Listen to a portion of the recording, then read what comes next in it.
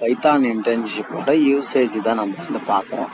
இப்போ Python இன்டர்ன்ஷிப்போட uses என்ன அப்படின்னா, இப்போ ஒரு பைத்தான் டெக்னாலஜிஸில் போய்ட்டு இன்டர்ன்ஷிப் வந்து நம்ம வந்து ஒரு கம்பெனிக்கு வந்து நம்ம போய் கற்றுக்குறோம் அப்படின்னா, ஸோ அதில் வந்து லேட்டஸ்ட்டாக இருக்கிற டெக்னாலஜிஸை, லேட்டஸ்ட்டாக இருக்கிற கான்செப்ட் நம்ம வந்து கற்றுப்போம்.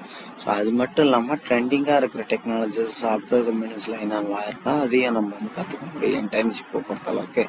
அதில் இந்த பைத்தான் இன்டர்ன்ஷிப்பை வச்சுக்கிட்டு ஐடி இண்டஸ்ட்ரிக்குள்ள எதெல்லாம் நல்ல டாப்பில் வந்து இருக்குது ஜாப்ஸ் அப்படின்னு பார்த்தீங்க அப்படின்னா, பைத்தான் ப்ரோக்ராமர் இருக்காங்க இல்லையா, ஸோ அது அந்த role. Python developer, so Python programmer வேற, பைத்தான் டெவலப்பர் வேற, ஸோ இந்த ரோல். ஸோ அதுக்கப்புறம் வந்து டெக்னிக்கல் டைரக்டர், ஸோ அதுக்கப்புறம் வந்து பார்த்தீங்கன்னா அப்ளிகேஷன் டிசைனர், ஸோ அதுக்கப்புறம் ரீசர்ச் ஏரியாவில் research analyst, data analyst, data scientist, so இந்த மாதிரி ரோலுக்கு